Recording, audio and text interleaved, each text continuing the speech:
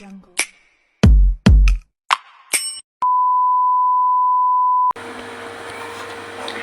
Hello everyone, welcome back to my YouTube channel.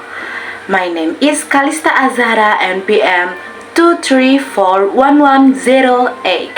Pada kesempatan kali ini saya akan menjelaskan tentang definisi manajemen produksi dan tantangan manajemen operasional.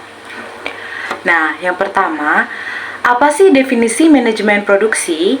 Manajemen produksi adalah kegiatan mengelola semua sumber daya yang ada, seperti tenaga kerja, mesin, bahan baku, dan teknologi, untuk mengubah input atau bahan baku menjadi output atau produksi jadi yang memiliki nilai tambah.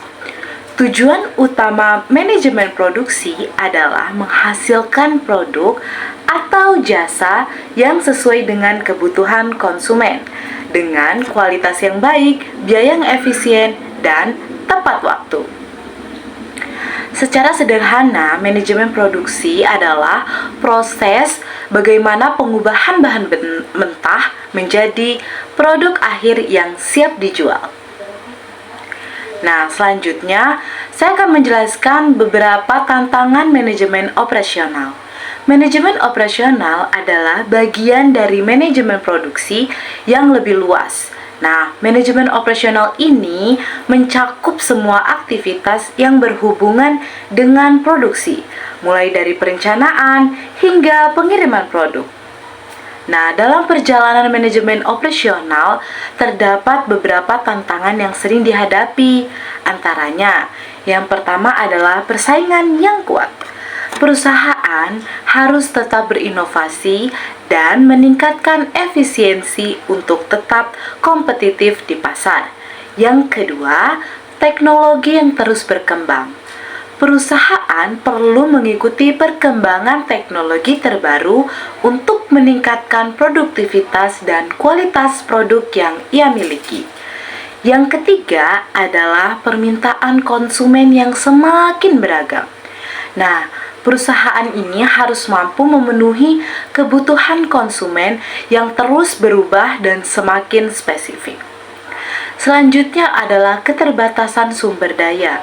Nah, perusahaan harus mengelola sumber daya yang ada secara efektif dan efisien untuk memaksimalkan hasil. Selanjutnya ada juga regulasi pemerintah. Perusahaan harus memenuhi peraturan pemerintah yang berlaku, seperti peraturan lingkungan dan ketenagakerjaan.